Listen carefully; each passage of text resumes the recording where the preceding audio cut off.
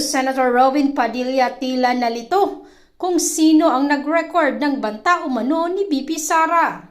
Tinanong ni Senator Robin Padilla sa NBI Senior Agent John Mark Calilung kung nakuha ng mga investigador ang affidavit ng taong nag-record ng video na naglalaman ng umano'y banta ni Vice President Sara Duterte laban kay Pangulong Ferdinand Marcos Jr. Nilinaw naman ni Calilung na siya ang nagsagawa ng affidavit dahil siya ang nag-record ng live stream gamit ang software. Nilinaw ulit ni Padilla na ang tinutukoy niya ay ang mga talagang nagtala kay Vice President Sara Duterte noong online briefing, hindi ang NBI agent na kumuha ng live stream. Batay sa ipinakitang video, tila si Duterte lang nakikita sa screen habang nagsasalita sa pamamagitan ng isang application ng video conferencing. Hindi naman maiwasan ng mga netizens na magkomento tungkol dito. Anila, buti na lang nandiyan ang ex ko na si Robin kahit papaano may pinagtatawanan tayo sa hearing. Ani ng iba, sa isip ni Robin ang talino niya only to prove na hindi talaga. Aniya, it seems like he doesn't understand how FB Live works. Ang FB Live isn't uploaded in the usual sense. It's broadcast live and it's left public remains available for replay. A video forensic examiner doesn't necessarily need to obtain a copy directly from the original broadcaster to analyze a publicly available replay. Amang po magtanong sa ating saksi. Ginoong saksi, kanina po kasi habang nagkakaroon ng pagdinig, ako po'y laging iistorbo dahil tuwing may itatanong, mag-u-object, medyo magulo po eh. Pwede po bang sagutin po ninyo ako dahil noong pong February 5, ang sabi po dito ay insufficient po yung na hindi dapat makarating na sa preliminary investigation. Tama po ba? February 5 po yun? May certification, sir. Yes po. Opo. Tapos, nung February 14, naging sufficient na for conduct of preliminary investigation. Nasagot po ba yung 7 na sinabi dito na para, ang sinasabi po kasi dito nung February 5, merong 7 na kulang. I believe so, sir. That's why we have received a certification, sir. Ayun. Kasi po, parang narinig ko kanina, hindi po naibigay yung original copy nung sinagawang interview kay Vice President Sara Duterte. Yung original po, na kopya, kung sino po yung nag-record. Wala po kayong affidavit? Meron po ba kayong affidavit na nakuha nyo? Yes, sir. Ako po yung ang inire-request po ng DOJ dyan is affidavit po nung nag-screen record, which is my affidavit, Your Honor. Meron po siyang affidavit? Ako, sir. Ako po yung nag-execute, sir. Kasi hindi po yung mismong tao? Yes po. Ang hinihingi po kasi ni DOJ is kung sino yung nag-screen record through OBS, sir. Hindi po yung mismong tao? Yes, Your Honor. Kayo lang po yung nag-affidavit? Yes, Your Honor. Pero meron po kayong ng pagkakataon ba na nakausap niyo yung tao at nagbigay siya ng affidavit? May I clarify, Your Honor, if sinong tao yung tinutukoy? Yung nag-record po? Ako po yung nag-record through OBS, sir. Hindi po. Yung mismong nag-record po kay Inday sa Vice President. Nakausap niyo po ba? Yung raw file po. Kasi napakahalaga po nun. Kasi doon po natin malalaman kung original ba o hindi. The video itself, sir, is publicly available. That's why I performed the recording, sir. Opo. Pakisagot na lang po, mahal na saksi, kung nakuha niyo po ba yung original. Yung original, hindi po yung galing sa internet. The original, no, sir. Yun lamang po. Maraming salamat po.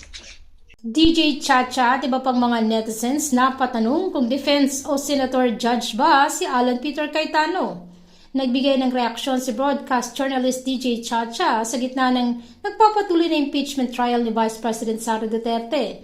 Sa kanyang post sa X, tinanong niya kung bahagi ba ng defense panel o senador hukom si Senator Alan Peter Cayetano matapos sa mga naging argumento nito sa pagdinig. Ang kanyang komento ay mabilis na kumalat online at umani ng iba't ibang opinyon mula sa mga netizens na sumusubaybay sa impeachment trial. Pinaalalahanan si Senator Alan Peter Cayetano tungkol sa kanyang papel bilang Senator Judge sa impeachment trial ni Vice President Sara Duterte matapos ang kanyang mga naging aksyon sa ikalawang araw ng pagdinig. Nagbigay ng komento ang senador sa debate sa pagitan ng House Prosecution Panel at ng defense team ni Duterte kung alin ang dapat ipalabas. Ang 2-minute clip o ang 2-hour video na naglalaman ng mga umano'y pagbabanta laban kina Pangulong Ferdinand Marcos Jr., First Lady Liza Larneta Marcos at nooy House Speaker Martin Romualdez. Iminungkahi ni Cayetano na ipalabas ang buong video sa pagsasabing mahalaga ito sa pagsusuri sa mga pahayag ni Duterte na siyang paksa ng ika-4 na artikulo ng impeachment hinggil sa mga mano'y seryosong pagbabanta, planong pagpatay at pag-uudyok ng sedisyon laban sa pamahalaan. Hiniling din ng kampo ng depensa na ipalabas ang buong video sa panahon ng impeachment trial. Samantalang umani ng mga reaksyon mula sa maraming manonood ang mungkahi ni Cayetano na panoorin ng 2 oras na video sa Senado na itinuturing nilang posibleng paraan upang antalahin ang mga pagdinig. Ani Radio and Postcast host DJ Chacha, parte ba ng defense si Alan Peter o Senator Judge, nalilito ako o baka siyang nalito? Another Filipino commented, Senator Judge Kaha, not Counsel of the Defense Chill. Another different Facebook user naman, please orient Alan ito. His role as Senator Judge, akala niya kasi lawyer siya ni Sara. Another Pinoy commented, kala ko judge siya, parang part siya ng defense. Ang isang senador judge ay isang senador na nagsisilbing hurado sa isang paglilitis para sa impeachment. Kilala si Cayetano bilang kaalyado ni Duterte, samantalang matatandang nagpahayag ng Vice Presidente sa isang Zoom press conference noong November 2024 tungkol sa manoy pagkuha ng isang assassin upang patayin sina Marcos, ang asawa nito at si Romualdez sakaling may masamang nangyari sa kanya. Inaasahang tatalakayin ng prosecution team ng Kamara ang Article 4 sa loob ng 11 days na paglilitis. Defense going to ask later on for the showing of the whole video. Because if they are, why don't we just watch the whole of it? Because we're going to have to assess the context. If it was really a threat, what did she say before or after?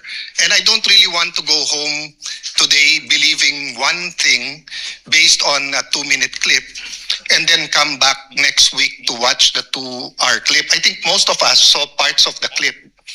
Of course, I don't also feel like watching the 2-hour, I don't even watch 2.5-hour movies, much less this. But I'm just putting this at the feet of the presiding officer and my colleagues na kung gagawin din naman natin eventually yung 2.5 hours, mas gusto ba natin putulin muna ngayon at may iniisip tayo and then later on the 2 hours? Or can the two parties agree of the 2.5 hours, which one yung may context? So I'm not criticizing the prosecution's motion. I see what you mean.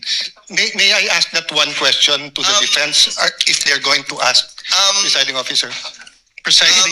For the presiding officer, we cannot dictate nor predict what either counsel for the prosecution or respondent will do during the presentation of their evidence in chief.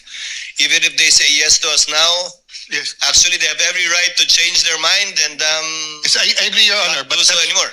But if they do answer now that they want it shown, may we consider, I mean, if I'm the only one who wants to see it as a whole, then I will submit to everyone else. But if everyone else is saying we will eventually watch the whole of it, we might as well get it over and see the context of the whole video. Unless the two parties can agree that they only want to look at 30 minutes or 1 hour. I don't know what context they're talking about. I am just trying to expedite Both Mr. Presiding parties, Officer. Senator Judge Alan Cayetano, marked the same video, Yes, may I ask which is over 2 hours. Now, may I this- just ask the defense, do they plan to ask us to watch the whole? Counsel for Defense will please reply to the question of Yes, Your Honor. Senator Judge Cayetano. First, Your Honor, precisely why we're asking to watch the video is because we don't know what the contents of that video is. We don't know if it's any different or the same with our video. And to answer the question of the Honorable Senator, yes, we will be asking the entire 2-hour, 26-minute video to be presented and watched later on during our cross. So on that point, Mr. President, presiding officer, hindi naman nakalagay sa section 17 when. And usually, at least for myself, if I have to watch 30 minutes and then may emphasize na 30 seconds, 2 minutes, 1 minute, pinapanood mo na yung buo and then saka papanoorin yung maikli na ine-emphasize para walang prejudgment. Kasi pag nauna yung portions na maliliit and then saka mo lang sasabihin later on, eto pala context nito. Medyo umiiba. But again, no, I'm only one of the 24, so I leave it to my colleagues. If we're going to have to watch it anyway, may I ask the presiding officer what the pleasure is? But since the rule doesn't say, personally, I'd rather watch the whole thing and get it over with, then allow the prosecution to pick out the portions that quickly say that goes into the center of the controversy or what they want.